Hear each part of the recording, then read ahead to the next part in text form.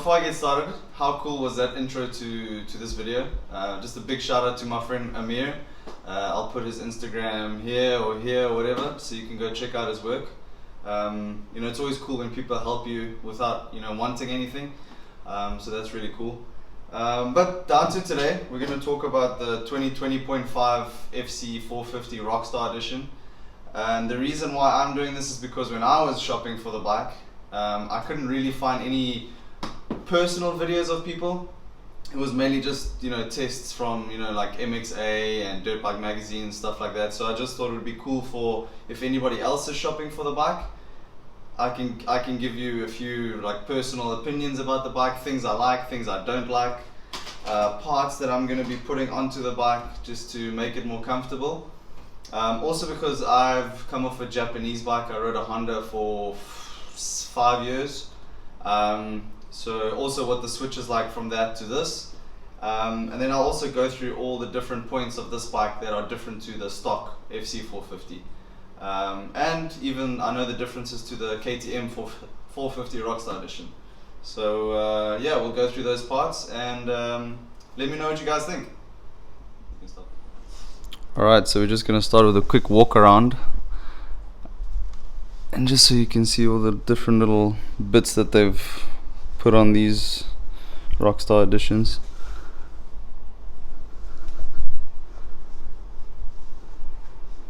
Obviously there already are some differences to the bike. I've only got 3 hours on the bike, but before even riding it I've got some different parts, which I'll go through later. But so just starting off, obviously comes with the factory guts seat cover. I almost changed it after the first ride because it shredded my rear end like crazy, but after that it was fine.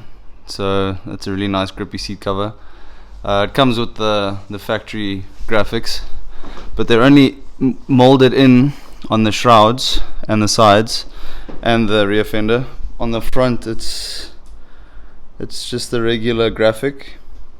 So yeah, I've already ordered myself some personalized graphics so I can take these off, which is usually a good idea because when you want to sell the bike again, it's nice for people to just have the stock factory look.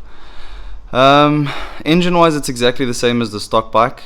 Obviously it comes with a Recluse cover. It's just the cover, not the internals. I don't think you really need a Recluse internal, to be honest, because these gearboxes and transmissions are super cool. And then it's got a carbon composite subframe. I've heard of some people, what's up dude? I've heard of some people cracking and breaking the subframe, but hopefully that's not going to happen. But I think it's like a $250 change just to get it replaced.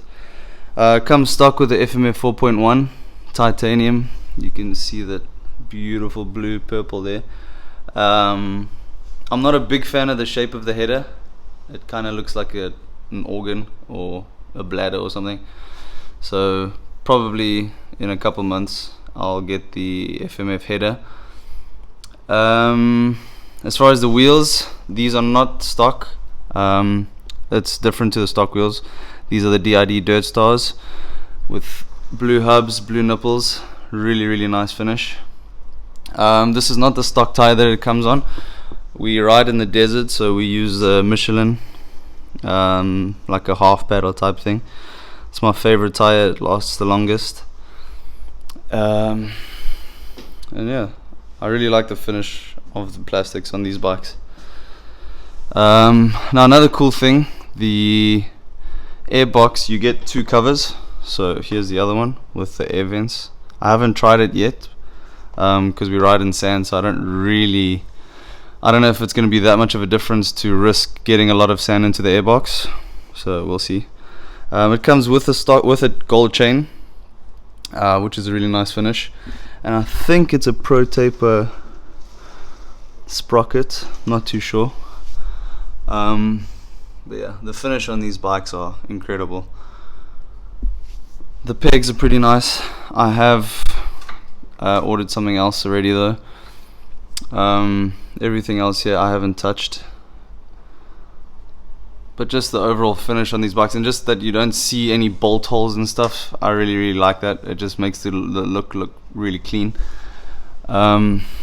These are not the stock clamps that it comes with. I've got some extra rocks on. It's my first time ever trying them, so I don't really know what it's gonna be like, but it's kind of the same blue that comes on them.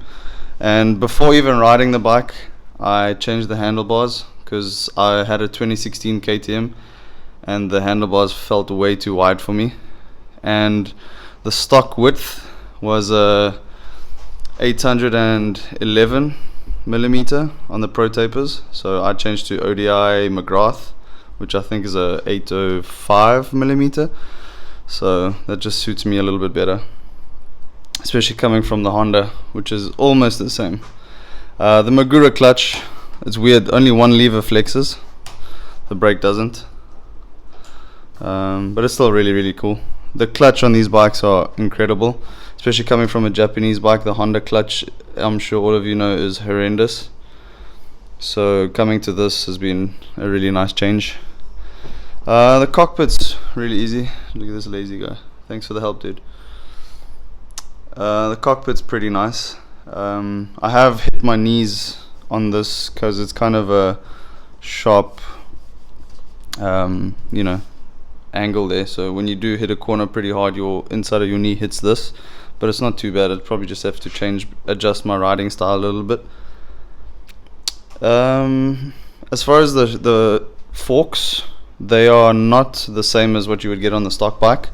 These have got different internals, and it's also an update from last year, but apparently they're a little bit plusher, which I do feel, because I rode at KTM and I've ridden the 2020.5 KTM factory edition, and the forks are super harsh, and also you get this really nice carbon belly plate, which I have had issues with already.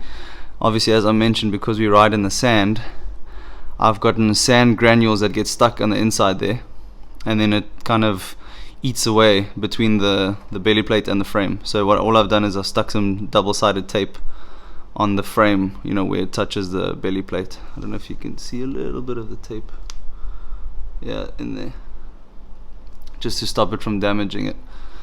But yeah, I mean, you get so many cool little parts, and to be honest, the price that you pay for the factory edition, or Rockstar edition, sorry, compared to the stock bike, and if you add on all the extras like the wheels, exhaust, and you know, all the little cool bling bits, it's actually more expensive to get the stock bike and then just do it yourself, especially because the biggest thing on this bike is the remapped ignition.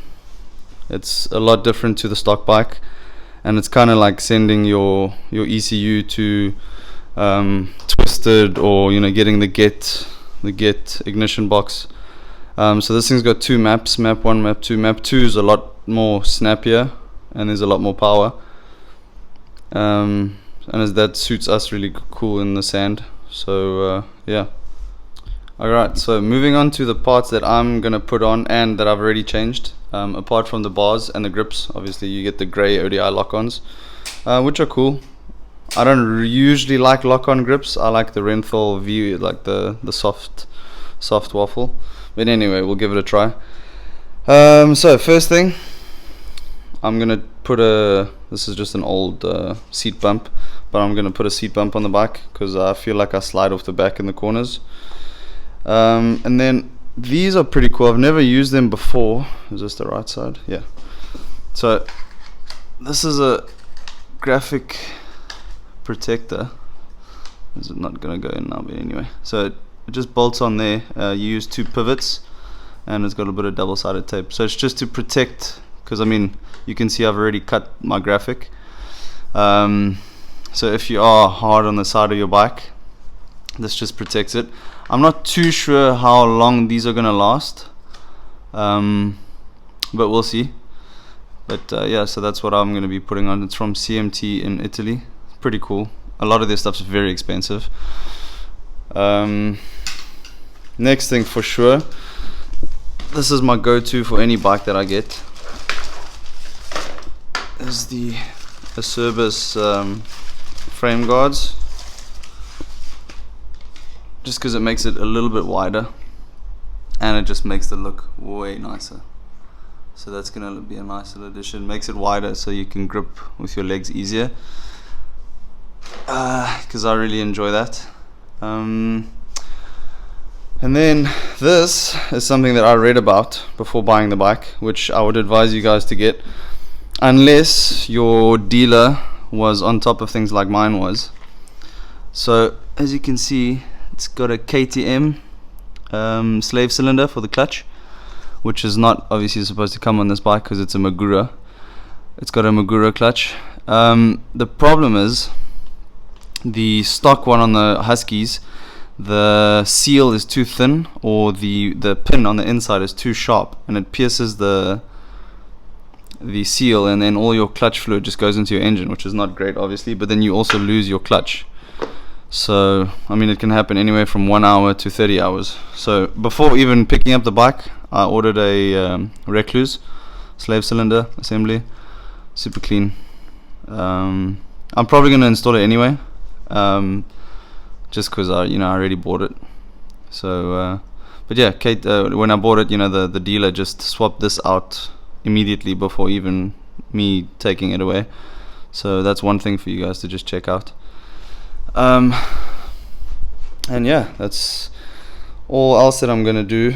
I'm possibly gonna look at the CRF, the Works Connection or Ride Engineering, I can't remember which brand, just to put the CRF.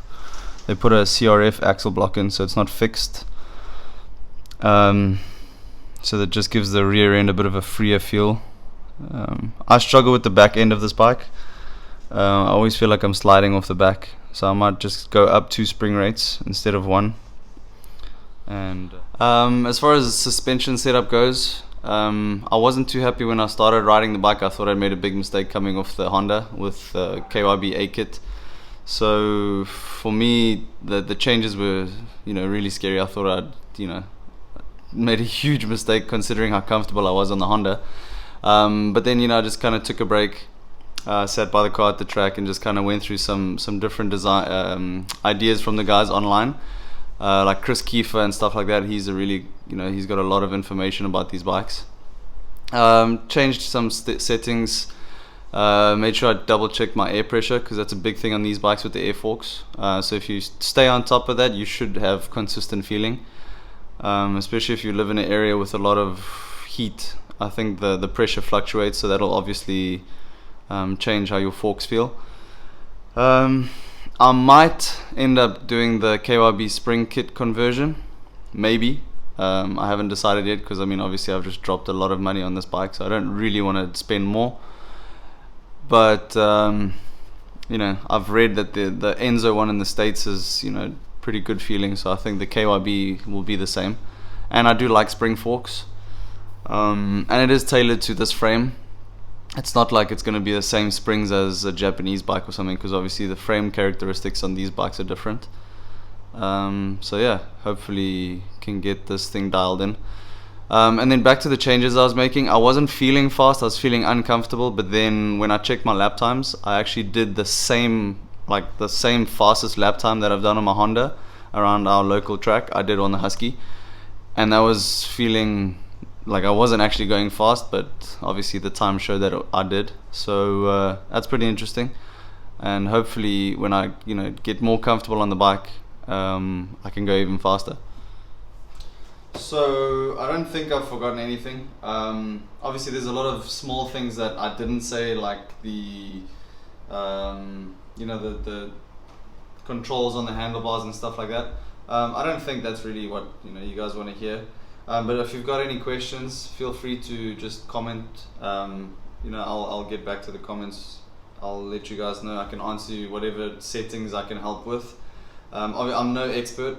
I'm just an average Joe who really likes the sport, and like I said earlier, I want to help people know about the bike more, like what I was looking for, because I watched every video I could, and honestly none of them really gave me what I was looking for, apart from the obvious. So yeah, the changes that I'm going to be making, Obviously I've only got 3.5 hours on, so there's going to be a lot more coming. But so far I'm happy with the engine, super strong engine. Like I said, the clutch and the transmission on these Austrian bikes are insane. You don't really have to worry about fade or anything. It's a super easy pull, it's constant. The brakes are fantastic on this bike, which I'm glad about, because on my 2016 KTM that I had, I was not happy with the brakes. But I think, you know, as the years go on, you learn more things and you know what you can change to fix things. And yeah, solid bike, super strong engine. I've got no dislikes yet apart from the back end. It feels too low when I'm coming out of corners, but again, that's just setup. So yeah, and now with quarantine and lockdown easing up, we're going to be going riding again. So next week I'll be doing some more like videos of me riding the bike. I'll put some GoPro footage after this, just so you can see and hear what the bike looks like, and also look at where we ride here in Qatar. So yeah, thanks for listening. Hope it wasn't a waste of your time, but yeah, let me know.